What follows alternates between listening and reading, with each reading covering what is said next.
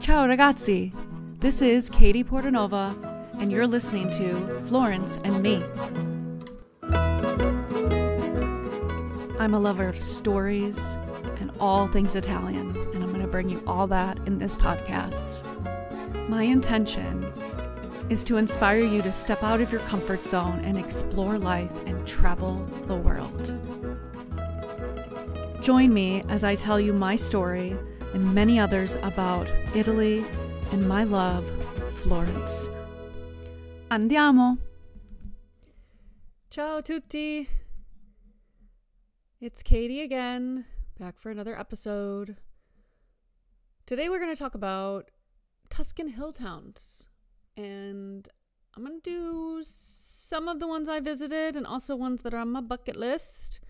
Talk about uniqueness on all these hill towns. Yeah. So if you're thinking about visiting Tuscany, I would write these places down. I'll put them all in the show notes so you know how to write them correctly. But yeah, so I thought I'd start with a town I visited a long time ago. And the town's name is Volterra. Volterra is kind of on the edge of Tuscany, and it's closer to the sea, almost, and it's like on the border of Maremma and Tuscany. The two, well, Maremma's in Tuscany, but Maremma's that small part of Tuscany that's along the coast, where Grosseto is, where Argentario is, which, oh God, I gotta talk about that one too. I love Argentario. Anyway, Volterra is a hilltop town, and when I visited this town with a friend of mine, now almost more than 10 years ago, feels like, it was kind of a gloomy day, but it was, I never thought of visiting this place, especially from Florence, because it's about, it's more than an hour, I feel. But this town's very unique. There's not a lot of tourists that go here, which is another great reason why I'm telling you this. It's known for their alabaster workshops. Also, there's a really incredible Etruscan museum in the city walls. It also has, like, on the outside of the town, there's old ruins and stuff from the Etruscan time. So it's very interesting to see it, because inside the walls, it's all very, all Tuscan-like. But outside, you see, like, portions of the Etruscan ruins, and, like, it's really cool. In the main square, there's the oldest town hall in Tuscany. Now, this I did not know of. I did not know it when I visited this place. It's called Palazzo dei Priori. It's not the town hall. It's actually a museum now, so you can visit it, which sounds like a cool thing to do. What's really interesting about I keep saying interesting. An amazing tidbit about Volterra is that you can actually see the sea from the top of it in certain ways, in certain positions. Not in every viewpoint, but if you're facing the sea, you can see it. So this was a strategic military type situation for Florence, because if during the Renaissance and during the Medici rule, this town could spot intruders from the sea. So yeah, I did not know that until my father-in-law told me that. I never learned that anywhere else. And actually, I was looking up an article that said that, and I have none that said that. So yeah, Volterra is, again, not touristy. So there's not, like, something specific that, like, Michelangelo was there or anything, but it's a really, really, really cool, unique place to stay, to visit, to stay. You could stay. There's a lot of amazing villas outside of Volterra too. So yeah. That's Volterra. And moving on to Cortona. Now, Cortona is, I just visited Cortona in 2021 with Chelsea and her amazing retreat. And I have always wanted to visit Cortona, but Cortona is very, very touristy and very, very small. Okay, there's a lot of side streets. There's a tiny little main square where there's like some pubs and cafes to have an aperitivo. There's nice restaurants down the main strip. And a lot of cool shops, like my friend Laura that I met that makes these amazing cashmere things, vegan leather bags. Oh my God. One of these days I want to bring a group there because Laura is amazing. And then there's also a really cool jewelry store, jewelry maker that I met with Chelsea called Del Brenna.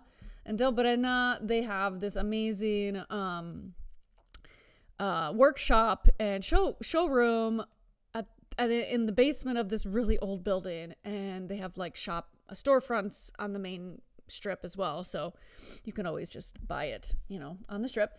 But yeah, so that's another thing that I would love to take people to, because I had such a great time with Sebastian and his wife. So yeah, I loved Cortona, but I didn't like that there was a lot of tourists and a lot of Americans particularly. And you're probably wondering why.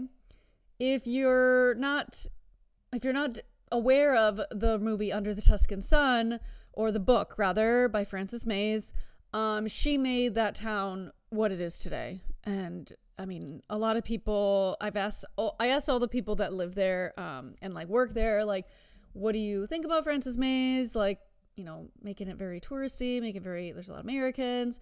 And they all were like, we're happy she's here. Like, I think at first they didn't like it, but when the movie came out and everything, I mean, people just fell in love with the fact that they were bringing people to Cortona. Cortona is a very small hill town.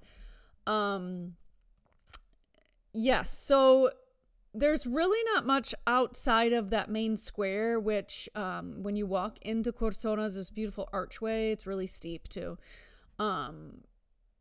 I walked around a little bit because I love getting lost by myself. So there's really cool like photo ops and stuff with cats and like cool shutters. And then there's like a circle drive on the other side of the main square where you could have this beautiful view of Tuscany and beautiful view from the top of Cortona. And it's just breathtaking. I still look back at those pictures when I was there. I'm like, oh God, it's beautiful. I understand why Frances Mays moved there. And I actually saw her in the court in one of the piazzas with her husband, which I didn't know was her until she left. But she's in her 80s now, and her husband, I'm not sure how old he is, but yeah, kind of cool. I met some really cool people when I visited there with Chelsea. So I recommend. Yes, Cortona is very beautiful. Okay. Then the next one I want to talk about that I've been to is Monteriggioni. Monteriggioni is a 1 square hamlet. It's like you can see this structure from the autostrada or superstrada, which is like a highway, not an expressway, not the autostrada. Anyway.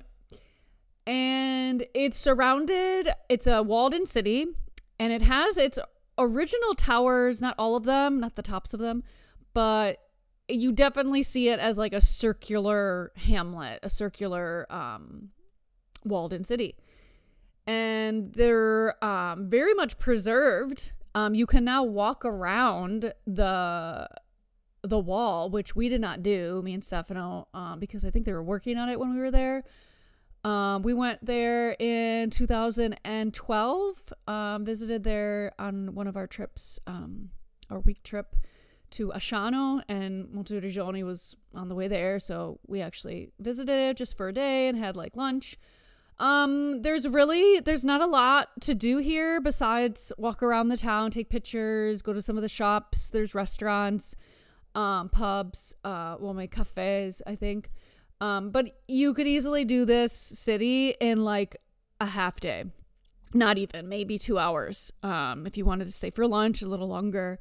There is a museum, an armory museum. I did not see, we didn't go to it because Stefano doesn't like museums. So there's things to see like medieval helmets and medieval garb and stuff like that. So it's something you won't see anywhere else. I've never seen a town like this in Tuscany. I'm sure there's some similar, but this is a great thing if you're interested in learning more about the war between Siena and Florence, because the town was built by Siena as a defensive outpost to, defend against Florence.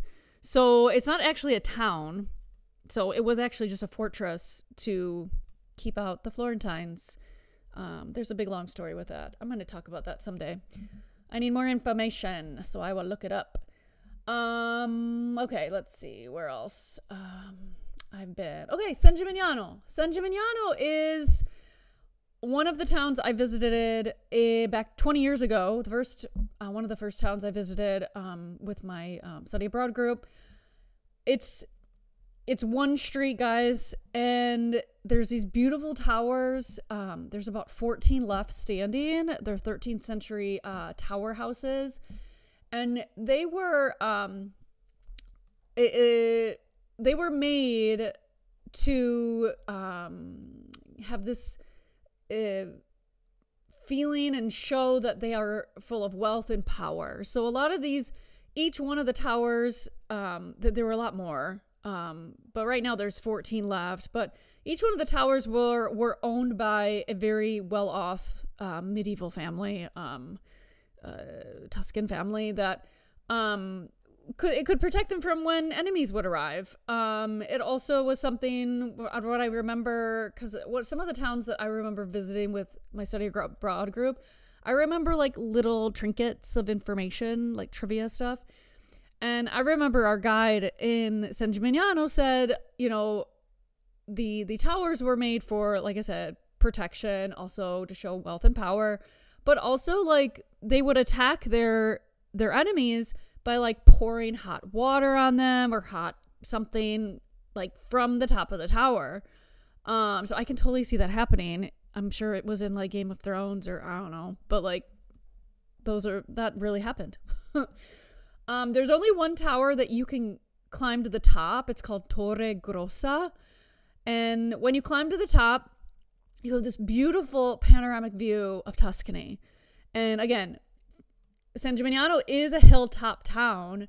And you can see from miles and miles. Oh, it's just beautiful. And there's plenty of restaurants and cafes. That town is very, very touristy. So I would recommend definitely going in the morning and not in the afternoon, because in the afternoon, I think it gets even more touristy.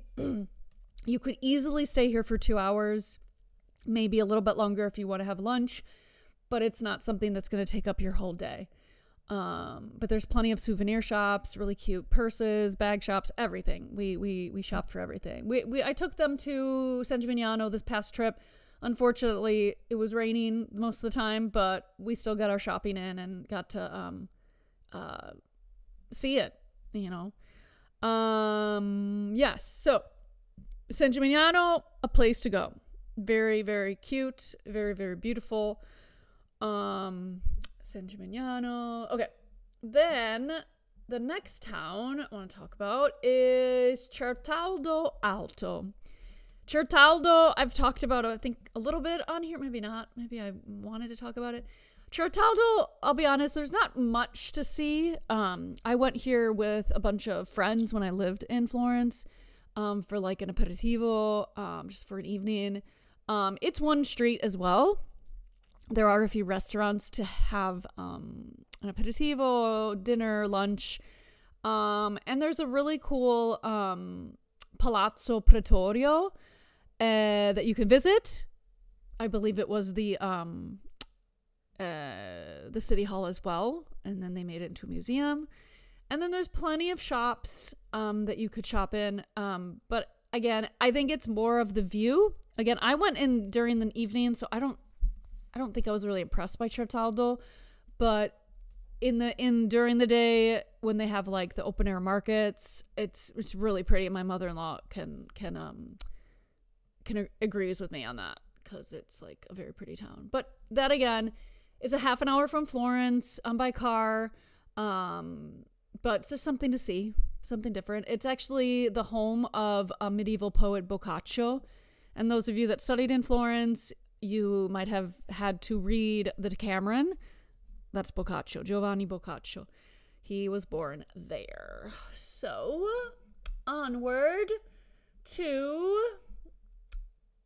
Okay, I'm going to go to a couple that I haven't visited yet. There we go. Pitigliano. Pitigliano is a town that actually Maria, who owns the villa Antica Sosta, she went there last year, and I saw her post about it. I'm like, oh my God, I want to go there. And she said, oh my God, it's beautiful. This one is located in Maremma, which is what I was talking about with Volterra, which is near Volterra. But it's quite a trek. I believe it's about an hour and a half from Florence. It might be a little bit longer. Maybe that's from Castel Fiorentino. And Pitigliano was constructed out of volcanic rock or tufa rock.